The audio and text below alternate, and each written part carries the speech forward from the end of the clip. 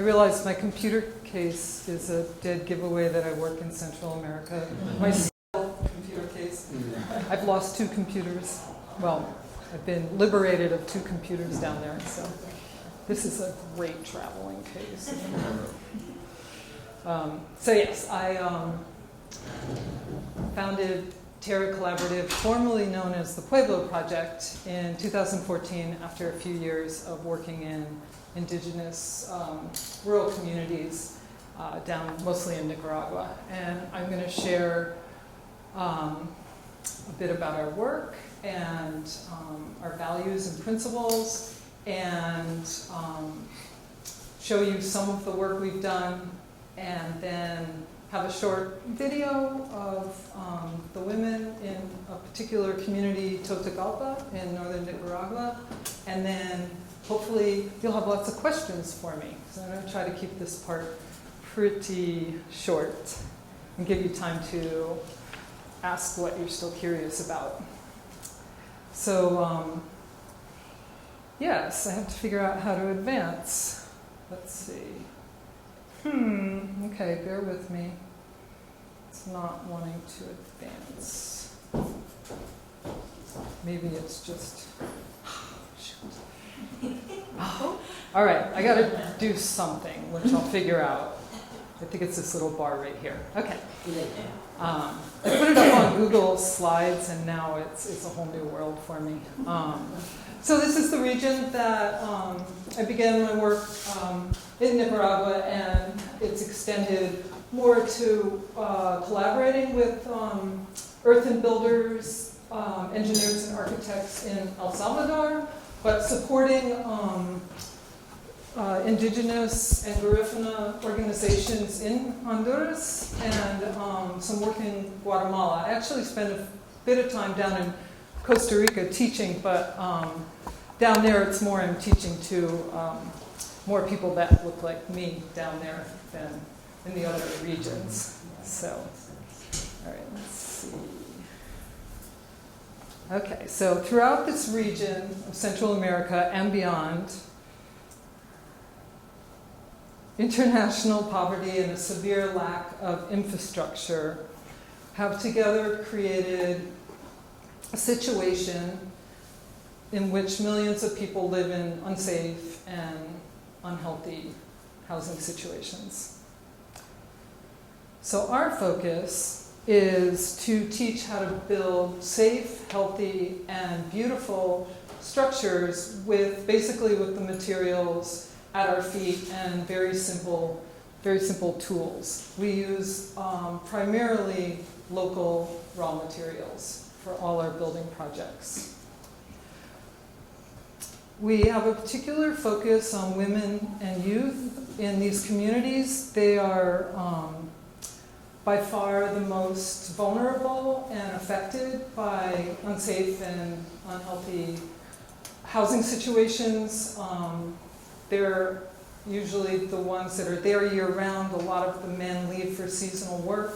Sometimes they don't come back. They start new families. And the children spend a lot of time in those spaces that are often just dusty, and the women spend a lot of time in the kitchens where there's just a lot of smoke. And so we focus on training them because our purpose is to really give them the skills to maintain their own home improvements.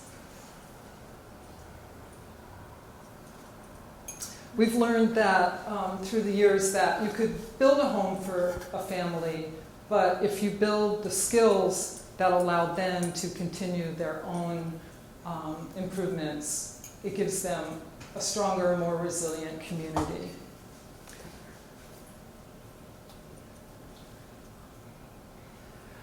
We work primarily in small rural communities where there's a severe lack of educational opportunities and economic security, largely subsistence living in most situations. And even though we often do give them marketable skills, there is a reality where there's not a lot of places to market those skills. Some people that's why we focus also on teaching the youth, because they do have a chance to kind of venture out of their communities. As we've learned as well, and we know, probably a lot of you know, the problem with what they call brain drain, where you have these vital young people who leave their little subsistence living community and don't necessarily want to come back because there's not really anything for them anymore. So we really try to focus on initiatives and programs in the communities that create a vibrancy that also want to have the young people want to come back, because they do value their families and they do value community. It's just really a hard place to have gone and gotten some education or something and come back and have no place to channel that. So we're focusing on that as well. We really focus on keeping traditional vernacular building techniques alive in these communities, but adding a lot of modern innovation so that the women who often have only had like a second or third grade education and then had to go work in the fields or take care of the children, their siblings, so their mother could work in the fields or something, you know, to build their confidence in something they're at least familiar with. So we try to, you know, bring in combinations. So for example, in this community project, you can see those are Adobe walls on the back here, which is their vernacular, but we built them in the round. It was the first time they built them. They're like, we can do that? You know, so we built a round community center, and we introduced cob, which made for creating some really playful curvy spaces, and this is a youth center. So that's been an important thing for us to be able to learn what's important to them, what they value in their culture, because sometimes you even look at Adobe and you're like, oh, it's their vernacular, but honestly the Spanish brought it. So what is their vernacular? They almost don't really have one. So many of these indigenous people in this region have been nomadic and have been displaced for centuries. So, you know, sometimes it takes a little bit to see how much they actually do value, for example, Adobe. In this particular community, they were starting to not value it, and you have one example of somebody whose child went to Costa Rica and made money and came back and they bought cement block, and the first cement block house goes up in the community, and everybody thinks that's what they should be striving for, is, you know, a cement block home. And suddenly they feel there's a stigma with living in Earth, so we've really focused a lot on celebrating and making their earthen structures really beautiful, because they function so much better in so many ways than cement block. And they function so much on the fact that this material is basically free. So we take this material at our feet and we create beautiful community centers. So that's largely our focus, is training within a community building. So it brings all these women and youth together to do a project for the community, so there's no kind of jealousy and who's getting a house and who's not. We just like take that out of our training scenarios, and we focus on giving them the skills, and then we will go back to their homes and help them partner up in a neighborhood to do home improvements together to continue to build and strengthen those skills. But this is our first youth center in northern Nicaragua. So local partnerships are really important to us. We go to a community that has invited us or somebody's connected us with that has a similar mission. Usually that mission is safe and healthy earthen homes, or supporting women, or supporting youth to have education, empowerment, resiliency in the community. So some of our partners, for example, this is a women's carpentry school in Nicaragua that was started after the war in the 80s. And they focus on carpentry, now natural building, welding, and sex education. And that's like, sex education, probably 70% of what they focus on. They're just trying to help these young women have more choices in their lives. And so we partner with them. This is a renewable energy organization that focuses on women building solar cookers and solar panels and just understanding renewable energy. And they're now doing a lot of agroforestry and renewable agriculture as well, because there's an assumption that because they're indigenous people, they must have old traditions, but they really have never been through the rate of deforestation and climate change and blight and drought that they're experiencing now. So they've never had to make soil before, for example. They've lost all their topsoil from mudslides and deforestation and cotton industry and things like that. So they're learning a whole lot about how to make their community more resilient with renewable energy and agriculture. And then this is a group that's an indigenous group in Honduras that we work with. They're right now they're under a lot of political strife. Well, Honduras, I mean, I don't know.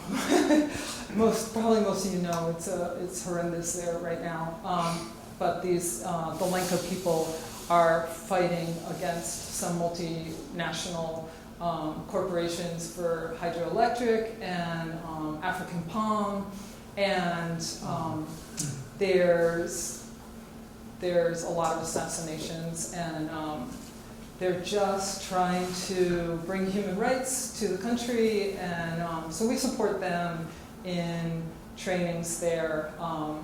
We often have to bring them to Nicaragua. I'll show that a little bit later in the presentation, because it's actually very expensive for us to be in Honduras because it requires hiring drivers and SUVs and drivers and driving 14 hours to someplace and being put up because there's not even homes to give us a homestay. Whereas in Nicaragua, there's these sweet little communities. They're very poor, but we can stay in their homes and they feed us beans and tortillas, and I can ride the chicken buses very safely, and it's quite affordable for us to be there. We're a pretty low budget organization.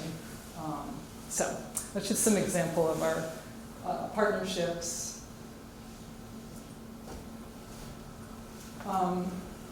Sorry, I'm referring to where we are. Yeah, so basically, we've always focused on these materials, knowing that using affordable local raw materials makes a lot of sense, but of lately, the conversation around carbon neutral and low carbon building and climate change has become such a big conversation that we have brought that a lot more into our principles and values, that we are as much educating people, say in the US, than assuming that we have to educate people who are often the victims of how we live in first world countries. But we do share with them how there is value in using these materials and continuing to use them, because the cement industry is as much as 10% of our global warming potential, and it's being imposed and encouraged in probably 80% of the world, they have, a lot of people in those communities have no reason to they don't understand this, that this is what's happening, and they just still see when the cement is imposed or introduced in their communities as it's better. So we're really trying to bring a lot more education around the environmental impact of the materials. Early on, it was more like, these are right here, they're free, all we need is a shovel, and we can build beautiful houses that will keep cool when it's hot and, you know, those kinds of things. But we are focusing a little more on helping them understand this global impact. So one of the things that's been the kind of low-hanging fruit of our work is plasters. So what I saw throughout Central America is you'll hardly ever see a good plaster. This is a pretty typical plaster. They don't want it to look like this, but they haven't figured out, a lot of communities hadn't figured out how to make a good plaster. And the thing about a plaster like this, besides that it falls off and all these other factors, is it's a place for disease-carrying insects to live. It's very hard to keep clean. And they wanted to change that. So this has actually been, this was the first thing I was like, I can help you with this.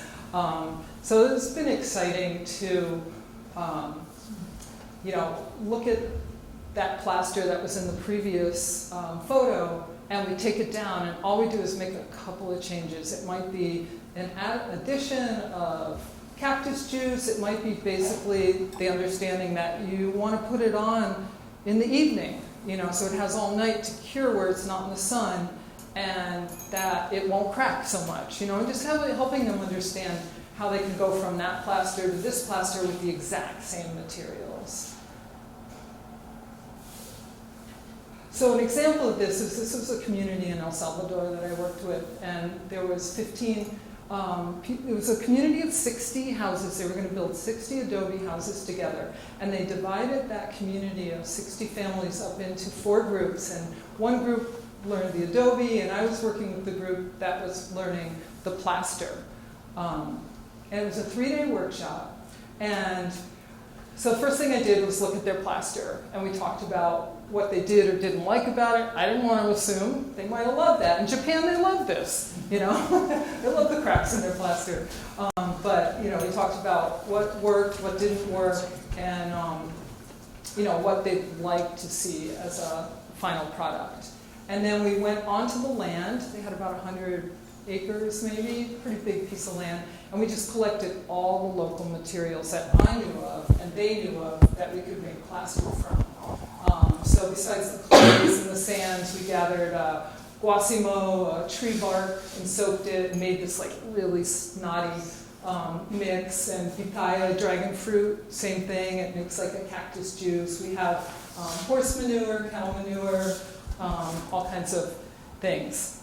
And we put them all together in this courtyard, and we broke them into groups and had them kind of scientifically create a sample and then make one change to it, just one. Like it could be an ingredient change, an addition or a subtraction, or it could be an environmental change, like hiding it from, you know, keeping the sun away or whatever. And there was like, had like 8 groups, and they all did a different recipe, and then we just went around and had them choose their favorite one. And it was a really, in 3 days, they ended up feeling incredibly empowered, again with the materials on their land, and they finished their community building with a finished lime and lime wash plaster, and the inside's all clay, and it's quite beautiful. So I was just in 3 days. So that's just an example of like,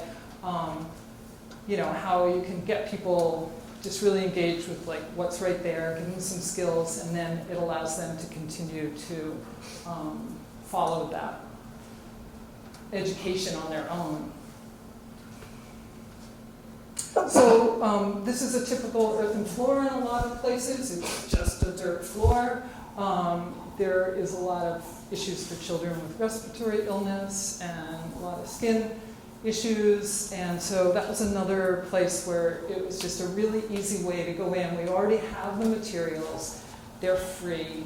All we have to do is mix them and show them how to lay it down. So this was their first earthen floor in a community center. There had started to be cement floors, but a lot of the women were complaining about their backs. They're in the kitchen all day long, standing on concrete. they really wanted to go back to the dirt floor. So they're like, it's like, well, no, I think we got something else. So for free to, very cheap, and this is an example in a community where they couldn't even afford the linseed oil that we stabilized the floor with. So we made forms, and we made like these Adobes, and they could just fill them with earthen mortar, and then if one breaks over time, they just replace it, and they can just, keeps the floor pretty nice. But we often do stabilize with linseed oil, and then they just have this floor that's really easy to maintain and keep clean. So another thing we focused on is the wood stoves. The cook stoves are, it's changing in a lot of places, but I took this photo like 3 years ago. This woman, was in the kitchen all day, just big, huge pieces of wood. This is a almost nearly deforested area. So to be able to even, find wood took hours every day for these women and their kids to go up into the mountains. They got to go higher and higher and higher, and come back to cook, and cooking really inefficiently with smoke just billowing into the space. So here's another design. I can spend about 10 seconds in here. I just can't even imagine like 8 hours. Yeah. So we introduced this kind of L-chamber design, little rocket stove design. These particular women in this community had seen one with a plancha, which you'll see in the next photo, but they really loved that because then their pots were soot-free as well. Like in a lot of African stoves I've seen, they have the ceramic pots that fit right in. These women don't have those ceramic pots, and they just were really excited about not having smoke in the kitchen anymore and having clean pots. So this is an example of, these are some students of mine, Julia, Myra, and Jorling. And Jorling, they took that stove apart that morning because she didn't like how it was working at like 8 o'clock, and they taught 5 people we brought to the community to learn. And this was at like 2 p.m. and at 3 p.m. she had beans back on the stove. So they, a year before that, could not even imagine teaching anybody anything. And they taught 5 people the whole mechanics of it, the science of it. It was really fantastic. So it's got the plancha here, and then it's got the stovepipe that goes out, and it has a pretty small channel, and now you can see the wood's much smaller that they're able to use. What's that? Where did the stovepipe come from? The hardware store in like an hour bus ride away, you can get sheet metal, and we had a riveter, and so we bought sheet metal and some tar to put around the ceramic. They have like the tejas ceramica, the clay tiles, and so cut into that, kind of flange some sheet metal around it and tar it, and made their own. Sometimes these were made, but we actually could get some really small concrete duct, and that's just like a foot piece of that duct as well, kind of a culvert kind of thing. So this isn't an example of something that's completely free, for sure. This and the toilets, definitely cost some money for some parts. So less low-hanging fruit, but still, So we've been working on a composting project. We don't love the design yet. I'd like to get rid of the concrete, but we haven't really figured out a really sanitary way to do this. This is an outhouse for 14 people, and this is the dry season. It's kind of scary to think about the rainy season.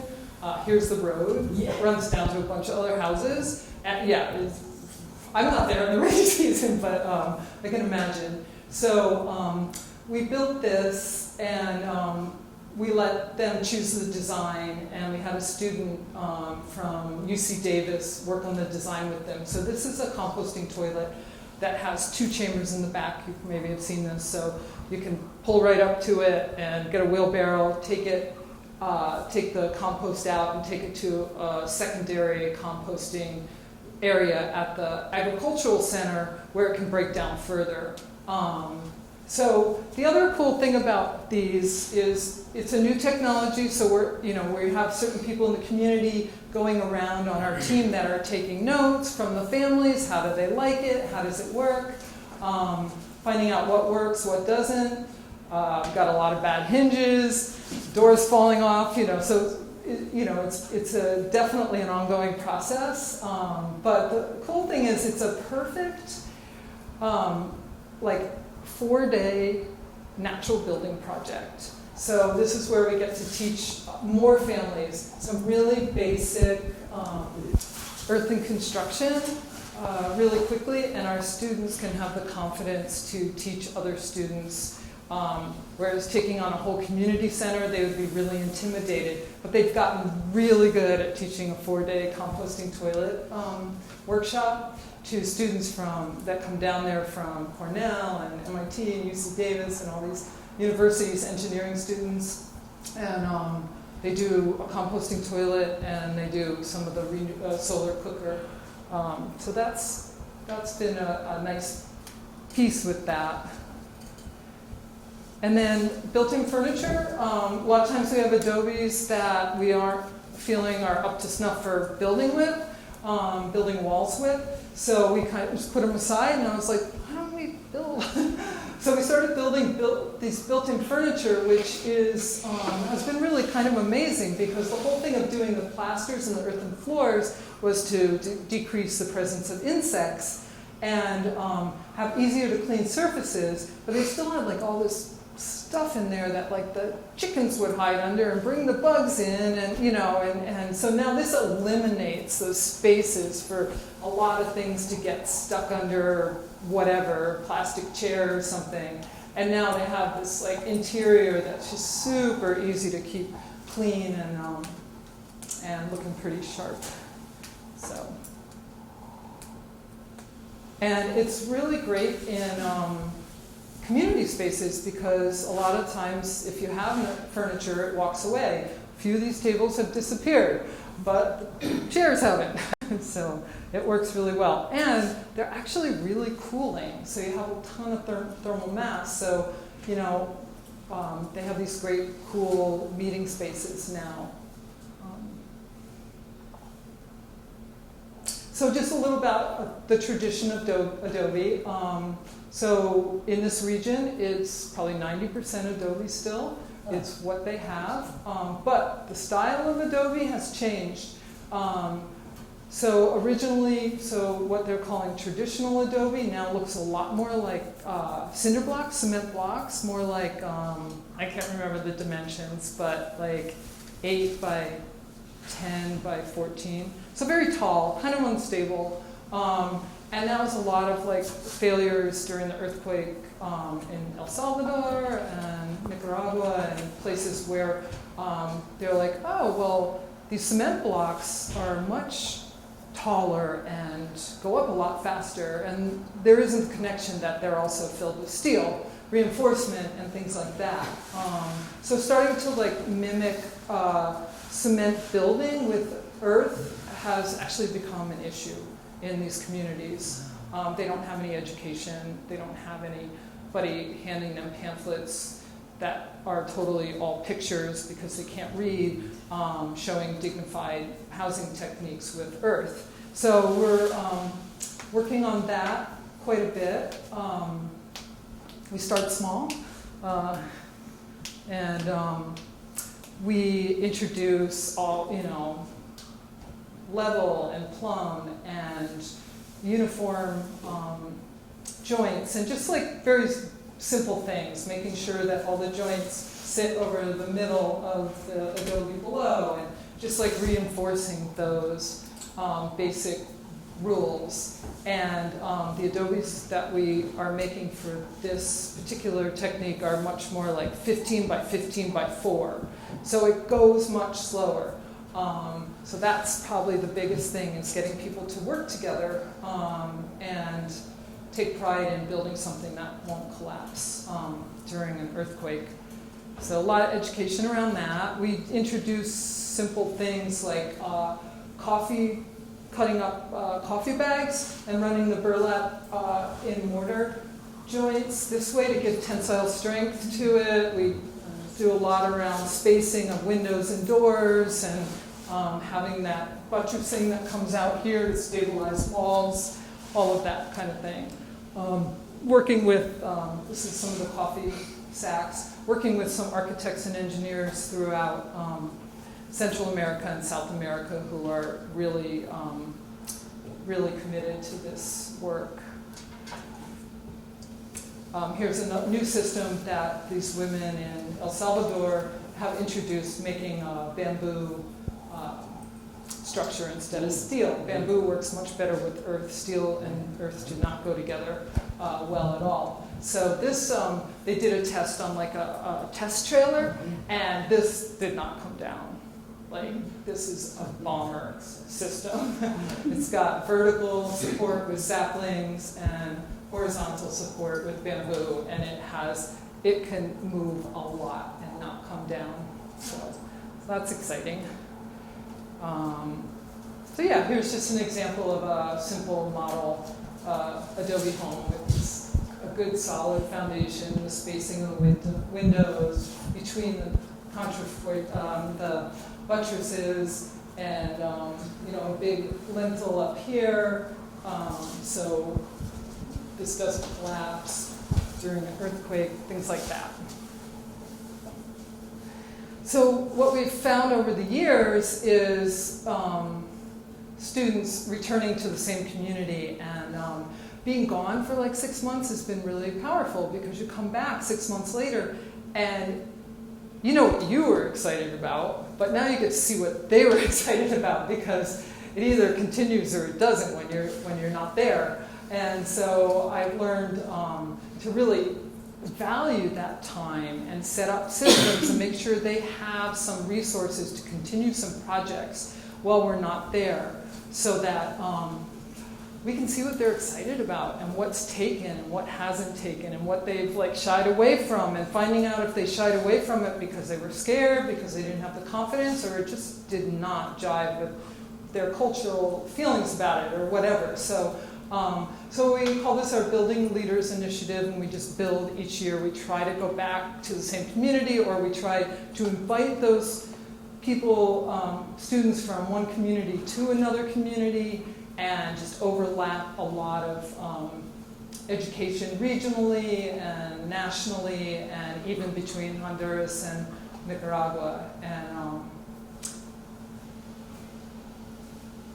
so 2 years ago, or last year, 18, we held an international natural building and cultural heritage fair in northern Nicaragua, and it was the opportunity to really take our students from that region and gave them 2-week period prior, and we set up a bunch more trainings. We introduced carpentry. They hadn't really used the tape measure yet. They were terrified of the tape measure.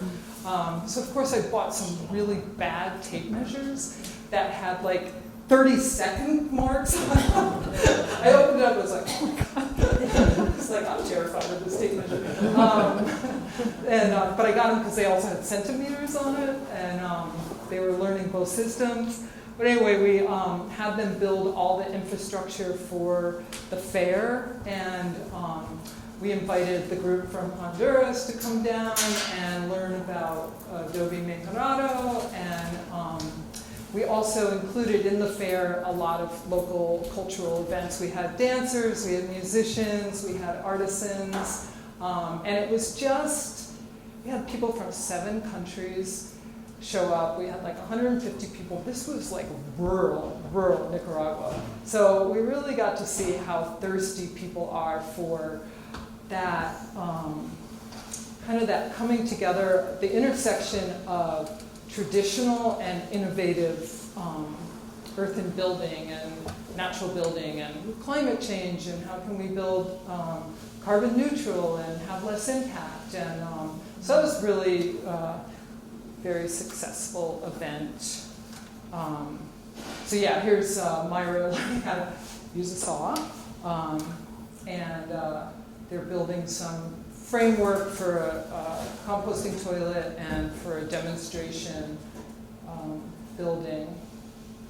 And here's the group that came from the western part of the state, and the Garifuna group from the Caribbean coastal part. The Garifuna, I don't know if anybody's familiar with the Garifuna, but I just saw a poster that this weekend, where is it? Like somewhere in Vermont, there's a whole Garifuna event happening. I was like, what? And somewhere around here, so it's just at a co-op. But they're, the Garifuna population came from, it was the late 1700s, and you're shaking, you're nodding your head, you probably know. But they were the escaped, stretching my neck. they escaped slaves. Yeah. They ended up on St. Vincent in the Caribbean, and they got pushed off St. Vincent and ended up on the Caribbean coast of Belize, Honduras, a little bit into Nicaragua. And it's still their first language. They are a very intact culture. It's really quite beautiful. It's sad to see how much of the other indigenous people of that those regions, their culture isn't very intact. Guatemala is kind of special. Guatemala still has 25 languages, and communities still have a lot of culture. They still have their dress and food and stuff, but a lot of other parts of Central America, they've just been kind of displaced so much that their sense of culture isn't obviously strong. But with the Garifuna group, it's still quite strong. They're really fun. So if you get the chance to go to this group, I think it's like dancing and music, and Google it. It'll be very cool. So just to add a little bit more about the building leaders, we've had a number of international, intercultural workshops at the carpentry school in Nicaragua, and it's been really fun to introduce a lot of, we kind of push them in teamwork and taking leadership. Leadership is kind of not a natural state for most. They're so respectful, like, no, you do it, no, you do it. You. You ask somebody if they'll do something, and they all take 2 steps backwards, whereas here, you'd be like, I'll do it, but they don't want to step on anybody else's toes. So we just create a lot of dynamics and curriculum around gender and racial justice and class stuff within even a country where some of the people have an education and are architectural students, and some are from, they're working the cattle in the next town over, bringing them together, finding kind of common ground for learning with some folks from the US, and that's been really powerful. So just this summer we did our first US training. I've taught a lot in the US, but this was the first time we associated Terra Collaborative with a scholarship-based training, offering scholarships to those underrepresented in the building trades. And we built a market stand for the local farmers market down in southern Vermont. And we had meant to bring some of our students. These 2 students in particular were going to come from Nicaragua. They're sisters. They've been working with me since they were 13 and 14. They're pretty amazing. They live in a little community way up in the mountains. They're very dedicated to learning. And there's quite a social political crisis in Nicaragua right now, and it's very difficult to get visas, so their visas were revoked right when we were about to have them come. So we're hoping we can still get them to come next year, but we wanted to bring them up and have them teach the Earthen building part of our program up here, and give them a chance to come here and see realize how much they know and take back some new skills. But we did end up doing a carpentry for women. We had Elizabeth come down from Yestermorrow. and lead a 2-day workshop for these women building these sawhorses that you see. The background is full of the sawhorses. That was really, really successful. It was like 105 degrees that weekend, and everybody was in high spirits. It was an amazing group from various parts of this hemisphere. And then we built that timber frame, that market stand. So we had a number of scholarship students, and we didn't have childcare, but it worked out anyway. I ended up in the hospital in the middle of the training. That's a whole other story, but it was an exciting time. So this is our team. So quickly, Tamara's from Venezuela, and she's an organizer, and she now lives in Albuquerque and has a farm in Nicaragua, works with us. April's Earthen architect, or based in Earthen architecture in South Carolina, doing amazing work in the Southeast, root down design. She's doing really, incredible work with earthen building, rammed earth buildings, hempcrete. She's getting all these different building systems passed through South Carolina and North Carolina state boards, which is very difficult. She's amazing. There's me, I just got out of the hospital. Ariel came down from Maine to help teach. There's one of our students, Tatiana, she's Kenyan.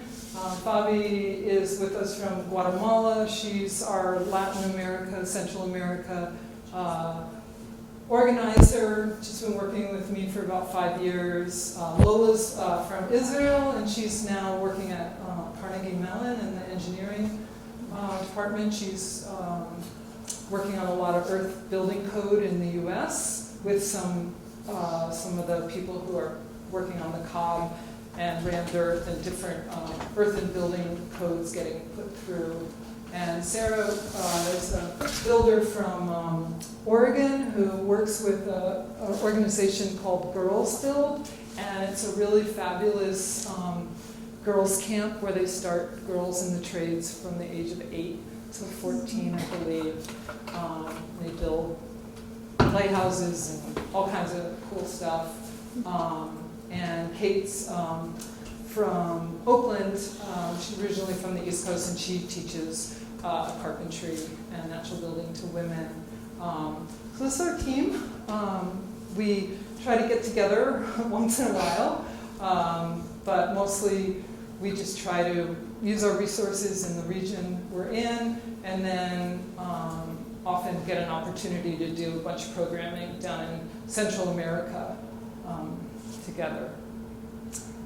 So let's see.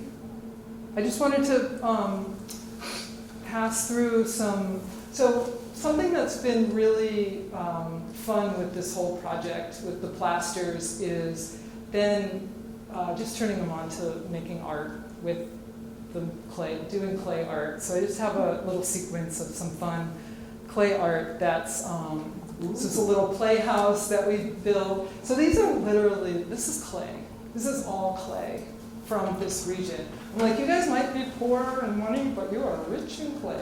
They look green and yellow, and I mean, it's just beautiful.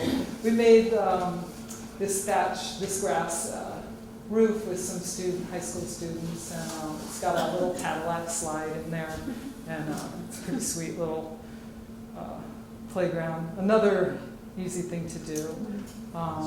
This was an old Adobe house that was just falling apart, and we just wanted to save it, and we put about 2 inches of earthen plaster on it and put a new little Zocalo on the bottom and put a bunch of fiber in it and just kind of like, stood it up, and then we just did this. The whole building has the story of the community on it all the way around.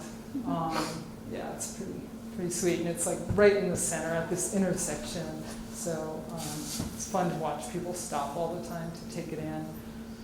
It's just a little cute little Adobe building. This is also on that wrapped around them that they're rebuilding. Corn's really important to them. I don't believe they ever had a deer that big there, but it was on one of the toilets. Oh, but they have a lot of chickens, a lot of roosters. That was just some clay paint. There's a wall we built. This is a wattle and daub wall, and it's become just a fun.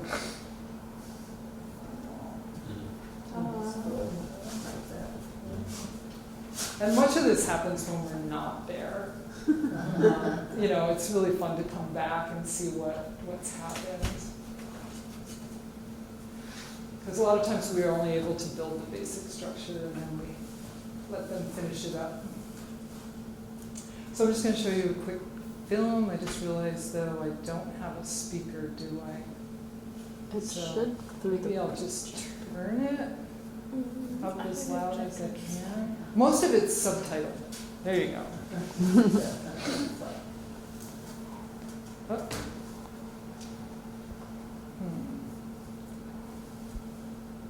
don't know how to. I'm gonna start it somehow.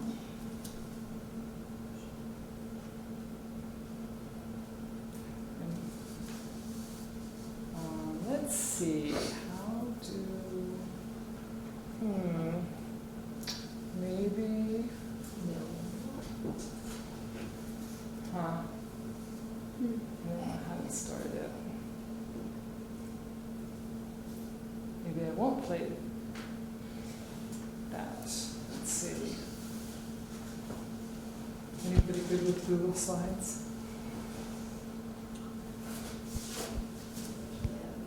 Usually there's like this little pointer over here where you can start it, but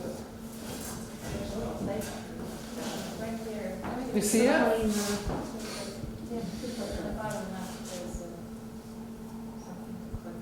That's an computing on the next slide.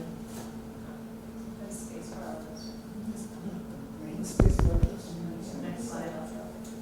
Oh.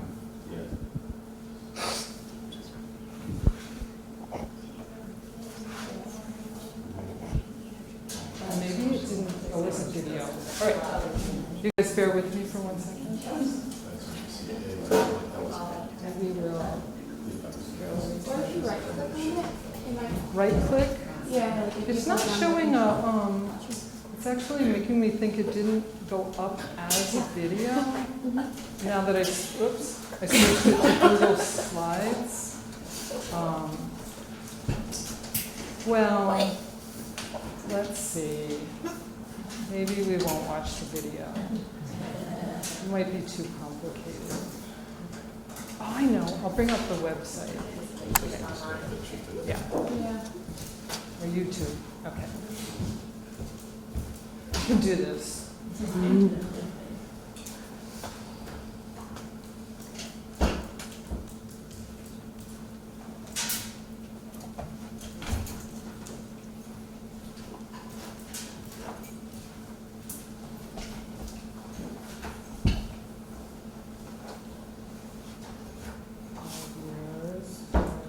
Oh, here we go. Yay. Okay. Sound, I'm not sure it's going to be good. All right. My name is Johndrow, founder of the Pueblo Project. Throughout rural Central America, intergenerational poverty and poor and non-existent infrastructure have together created a situation in which millions of families live in unsafe housing. The Pueblo Project teaches the people of rural Central America how to build their own safe housing using local, raw, and often virtually free materials. Women and youth in particular learn new, marketable skills. They also express themselves artistically, and ultimately they teach each other how to help and house each other. Give a woman a place to live and you've solved one problem.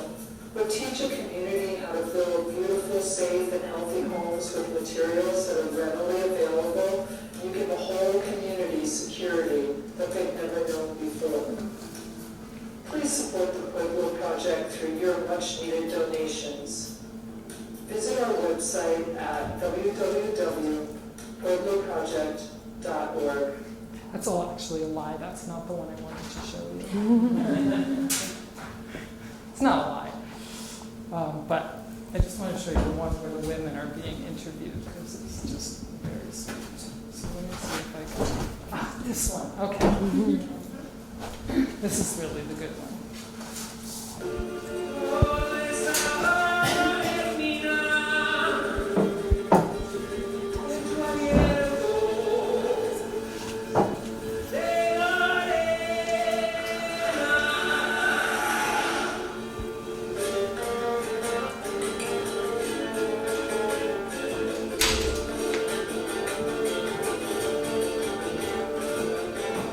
The Pueblo Project is a grassroots organization that teaches natural material-based building skills with an emphasis on traditional techniques to women and youth in rural communities in Central America.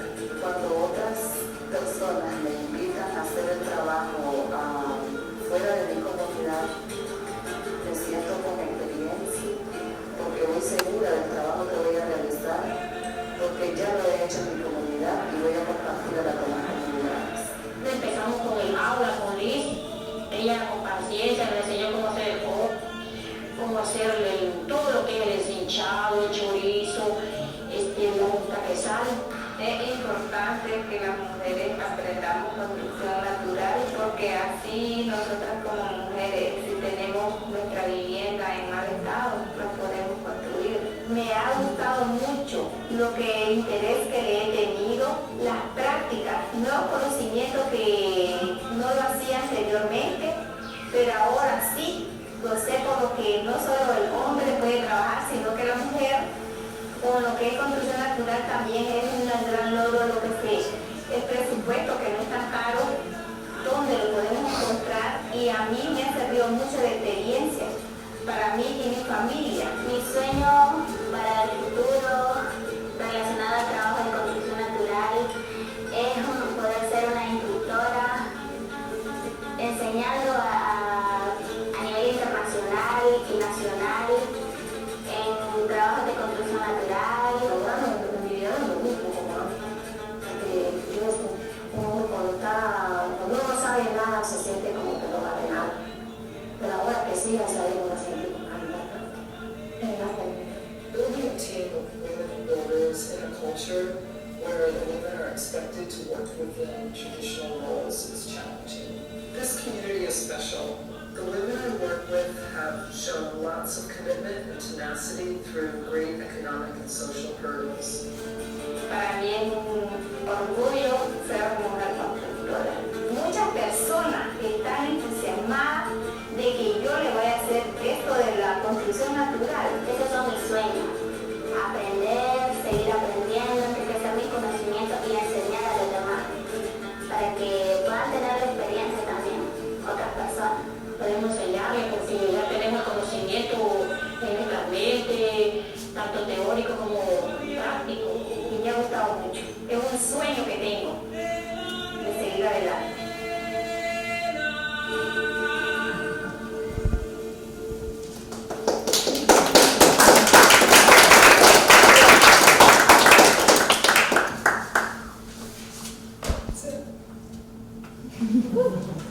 Thank you. I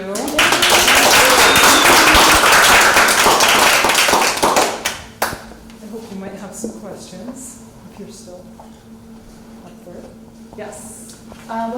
What are most of your foundations made out of? It looks like a bit of dry stacked rock. Yeah, so we've done a couple of types. We've done earth bag and then covered it with a stone, kind of a zocalo, like a veneer, to protect the earth bags from the sun and just give them that strength and protection. So inside and out, give them that kind of like elephant's foot feel to them. And those seem to be holding up great. So we'll do like a little rubble trench and just lay them down and build off those. What the women who are the engineers and architects in the those regions want you to use is to do what they call piedra bellon. They're like rocks about this big in the ground with a suelo cemento, which it's basically earth with a 7% cement stabilization, so that in the earth it can move as it needs to move, and then above ground stone with a cement mortar. So that is a place that cement is utilized, and we've chosen to even try to move away from that with the earth bags, because there's a lot of grain bags. But there is a ban a lot of times on river sand because of the deforestation. It's changed the flow of the rivers and the water during a flash flood. You start taking a lot of rocks and sand and stuff out of the river, it can actually be really detrimental. So there's a lot of bans on harvesting a lot of materials. So kind of goes back to like which community, what we have access to, and we'll just kind of play with those different. But what I have been also leaning towards is just slowly introducing lighter weight building systems, like being respectful of the Adobe and the heavier systems. And yes, they keep a building cooler, but there are other ways you can design to keep things cool, but we don't want to go in at all like, I've got it all figured out for you. But I do always, in these community buildings, tend to introduce like Johndrow, which is wattle and daub, or casal, which is kind of a cribbing system with saplings where you infill.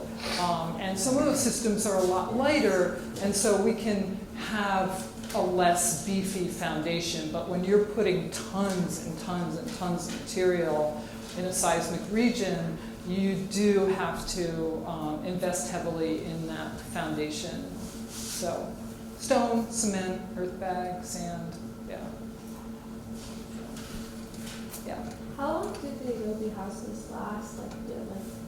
How much maintenance? How much maintenance do the Adobes need? Yeah. Totally depends on the quality. There's 500, 700-year-old churches in Granada, for example, that are in fine condition because they have walls this thick and they, were built with no slave spared kind of thing.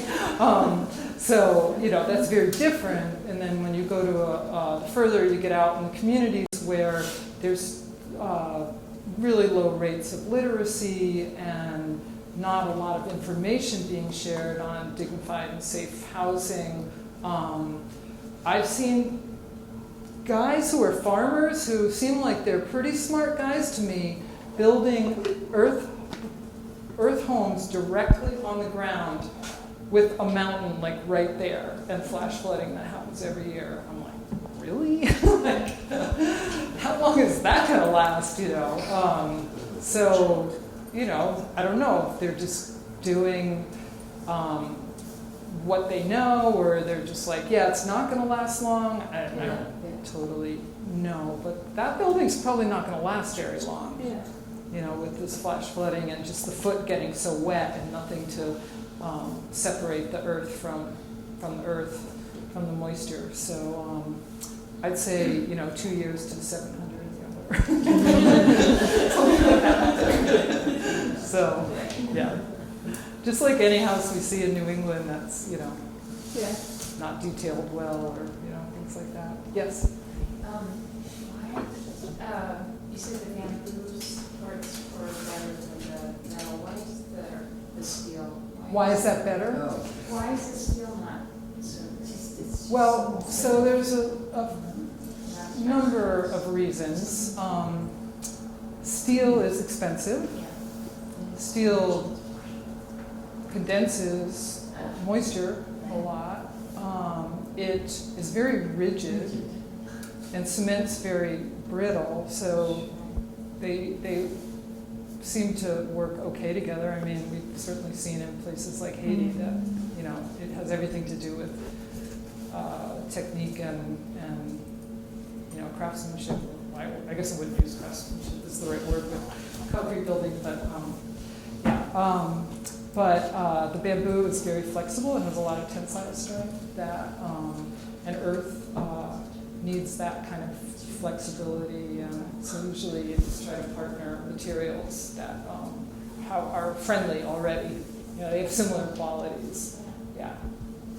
That's my opinion of steel. So. Going off that, does the Adobe preserve the bamboo? Or what Does the Adobe preserve the bamboo? So yes, but the bamboo tends to, if you harvest the right bamboo at the right time, it tends to be very low in sugars, and it's not a very interesting food source. Are you thinking food-wise for insects? I'm imagining them breaking down. Oh, yeah. Yes, totally. It just entombs it largely. But if you use a bamboo that's harvested at the wrong time and is really high in sugars, yes, termites or bugs could get in there and will eat it away and just leave that cavity. So those are things to think about. Yeah.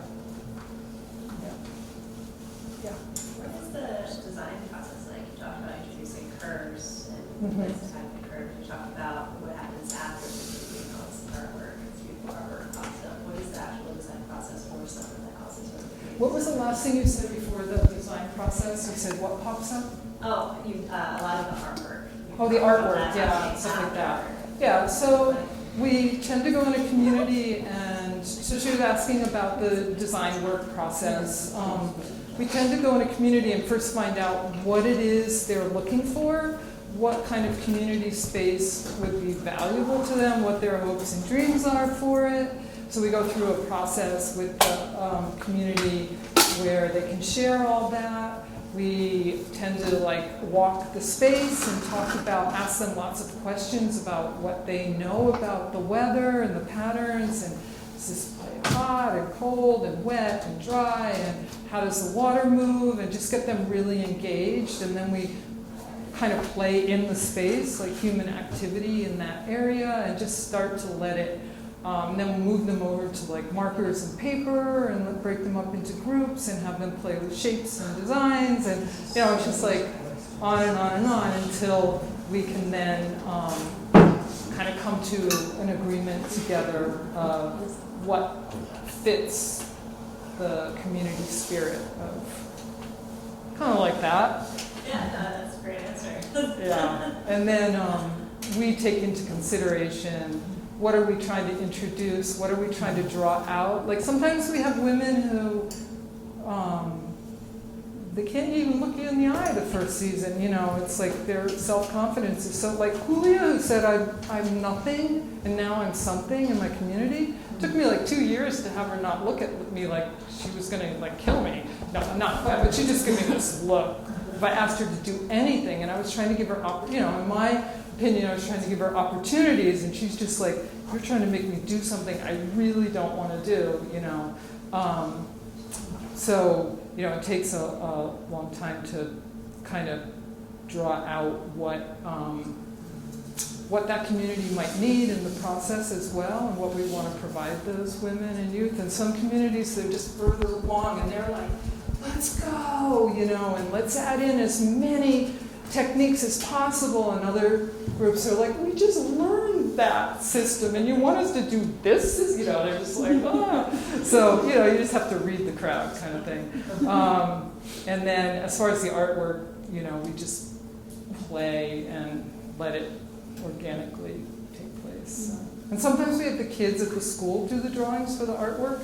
Things that, like that one, La Montaña Solar, with the deer and all that. We had the local, some local students bring over a bunch of drawings that they did. And then they came and painted after we did the sculpting. So, yeah, so it's kind of different. And that's why, I think that's one of our strengths and weaknesses, is we're not a cookie cutter organization by any means. And so it takes a lot of ingenuity and innovation and human resource to do something, and we can't assume that's going to be what the next community, we don't assume that's what the next community needs. But hopefully we've learned a lot and we can bring more resources. So it's kind of how we roll.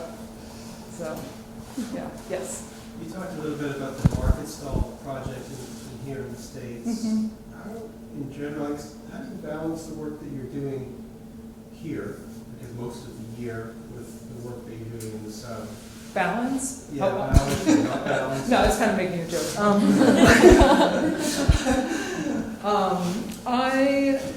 It's extremely difficult. Like the work in Central America is definitely a passion project, and I joke about it being my own private Peace Corps. You know, it's not where I make money. It feeds my. It's a huge soul deposit, but it's no bank deposit. And so when I come back here, I move. So this is the balance that's happening. I did end up in the hospital this summer. Had my gallbladder removed, and it was all very humbling. And I was like, oh yeah. So I'm focusing more on training that team to do the work in the U.S. and like you do that, and I'm focusing personally on doing more fine natural finishes, and that's my bread and butter. And then working on continuing programming with our communities in Central America, but being very pinpointed. Like I feel like I put in a lot of years of recon kind of work, you know, just being out there and visiting communities and getting to know people and understanding what could be of value and making a lot of connections down there. So now we can be like, all right, we're going to Hondega for 2 weeks, and we're going to do this training, and we're going to leverage it by inviting, you know, this group and this group, and just having it be, you know, a little bit more concentrated time. We still struggle with funding, and you know, we rely on grants and private donations, and grants are time-consuming, and private donations are great when they happen. We like them. We love grants too, but they're very time-consuming. So yeah, so it kind of varies all the time to a degree, but we just try to strengthen those partnerships so they know they can rely on us for certain programming that makes sense. A lot of times we just kind of wait for them to take the next step too. Did that answer your question? Okay. Yeah. And as far as partnering in the community, is it mostly just word of mouth? Like how do you? Is it mostly what? Word of mouth. Oh, so the partnership piece is, yeah, it's largely word of mouth and teaching a workshop with one organization that's had a connection with another organization, and then I go next on the 12th. I am going to Oaxaca for a Earth building conference, Earth architecture conference. It's through a group called Proterra, so it's a group that is alliance of all Spanish-speaking countries in the world. So it's mostly this hemisphere with Portugal and Spain, and it's a 5-day conference in Oaxaca City. So I'll be there presenting, and huge networking goes on there. And then I'm presenting the next week in Santa Fe. There's an event called Earth USA, and it's a Earthen architecture conference where it's a lot more academia. Well, I wouldn't say the other one isn't academia. There's a lot of really smart architects and engineers from South America, and you know, doing really amazing work. But the one in Santa Fe is a lot more academic writing, and I'll be presenting there, and there's just a whole nother networking. So I think it's just networking, you know, yeah. We're all kind of like a tribe, you know, it's kind of that tribal thing that happens, you find each other. Computer, high tech has helped a lot. Yes? Had you done much community programming beforehand, or was this a learning experience? I had done a 4-month women's natural building apprenticeship. That was a community building experience. 4 months, 12 women. Wow. It was great. And I've always been like community oriented, so it's an easy it's easy for me to get excited to see that people get excited as individuals and what they bring to the table for their community, and working with these communities, with the organizations. There is a lot of community organizing already happening as well. So I'm kind of usually stepping in. Sometimes I'm stepping into like some cultural stuff that I do not understand, and I have a big foot. Probably ends up in my mouth a lot, but you know, I try to humble myself back and be like, sorry, you know, lo siento. But you know, I try to take a lot of leads from some. I've had the opportunity to work with people who are amazing educators in popular education out of South America, and learning a lot about how to bring a group of people from different class and different education and create common ground really quickly, and actually, you know, getting a lot of times the people who don't have the confidence within a classroom, as soon as you put some chairs and you have you know, they just like break a sweat, and yet they know way more about the earth than the people who are used to the classroom. They work in the earth all day long, every day since they were like babies, you know.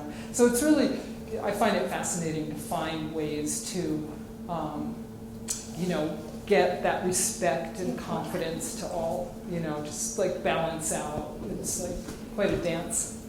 Why would you so you bring people who can go into the forest and bring back a tarantula that you would never see, and you can't do that, but then you bring them into a classroom where it is totally outside of, you know. Right. That's just unfair.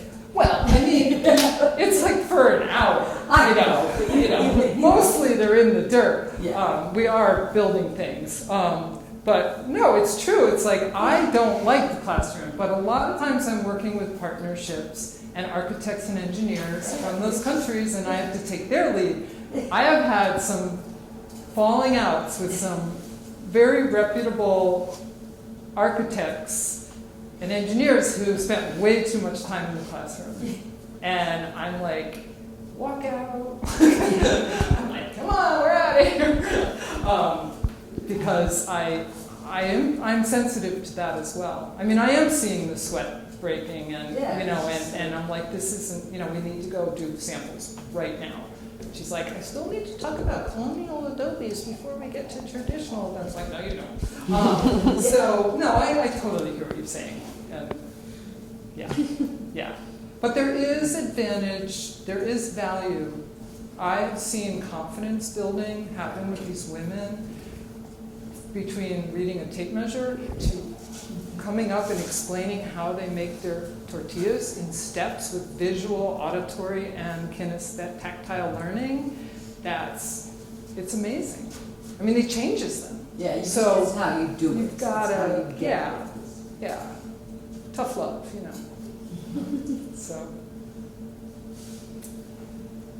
well, thank you all for coming and engaging, and feel free to take a card if you would like. I have cards from Terra Collaborative and my plaster business.